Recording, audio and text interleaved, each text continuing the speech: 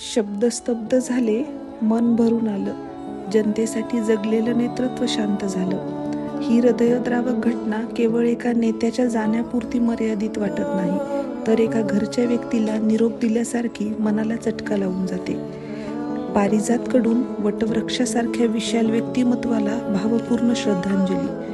उपमुख्यमंत्री म्हणून महाराष्ट्रात सगळ्यात जास्त वेळा कार्यरत राहिलेले नेते, महत्त्वाची राजकीय खासियत, समाजाच्या जडणघडणीत योगदान देणारे नेते म्हणजे आदरणीय अजितदादा पवार. डाव काळाचा जाणून आज सूर्यही उदासीनतेत उगवला असेल.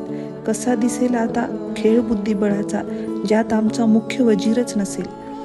दादा गेले आणि आम्हाला पुन्हा पोरकेपणाची भावना देऊन गेले. दादांसोबत आमचे अतिशय जवळचे संबंध. आज पुन्हा मला त्या आठवणींना उजाळा द्यायचा आहे. आई डॅडींनी राष्ट्रवादीत प्रवेश करण्याचं ठरवलं तेव्हा दादा आमच्या निवासस्थानी आले.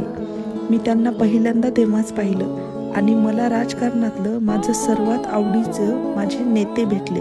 तो धारदार आवाज, तो दबदबा, भारी पर्सनॅलिटी, मी पहिल्या भेटीतच खूप इम्प्रेस झाले. आई दर राखीला दादांकडे जायची.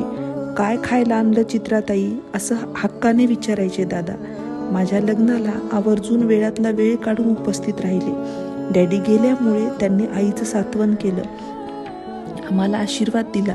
मग मी दादांना लग्नाला आल्याबद्दल पत्र लिहून आभार मानले. लग्नानंतर आम्ही तिरुपतीला गेलो. आईचा कॉल आला, तुला दादांचा फोन येईल. बापरे, पोटात गोळाच आला. सर्व शांतपणे फोनची वाट पाहू लागलो. तेवढ्यात फोन आला तिकडून.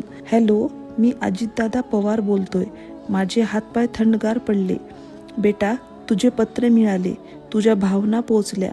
आईकडून कळाले की तू तिरुपतीला गेली आहेस. नवीन आयुष्यासाठी शुभेच्छा. तू खुश आहेस ना? आईची काळजी घे. मी हो म्हटलं. एवढ्या बिझी शेड्यूलमध्ये पण दादांनी माझ्या पत्राला उत्तर दिलं. खरंच असं व्यक्तिमत्व होणे नाही. आमच्या नांदेडच्या निवासस्थानी ते आले. त्यांनी घराचं, जेवणाचं भरभरून कौतुक केलं. माणसांच्या मनावर राज्य करणारं व्यक्तिमत्व होतं दादांचं. अण्णासोबतही दादांचे अतिशय घरोब्याचे संबंध. आम्हा धोंडगे आणि लुंगारे कुटुंबावर जी माया, जे प्रेम आदरणीय दादांनी केलं त्याबद्दल सदैव ऋणी राहू आम्ही. आईने स्वतःच्या हाताने गोधडी, जॅकेट बनवलं होतं दादांसाठी. दादांनी ती जगावेगळी भेट अत्यंत आदराने स्वीकारली. आज जेव्हा त्यांच्या नसण्याची जाणीव होते तेव्हा कमालीचं मन व्याकुळ होतं. हे खूप वाईट आहे, खूप. त्यांची आमच्या आयुष्यातील जागा काय होती हे शब्दात मांडणं कठीण. एक आश्वासक हात आहे डोक्यावर असं नेहमी वाटायचं. आज मात्र खूप खूप पोरकं वाटतंय, खूप. नियती फार निष्ठुर. सोन्यासारख्या वाघाला घेऊन गेली. ही जखम कायम भळबळत राहावी.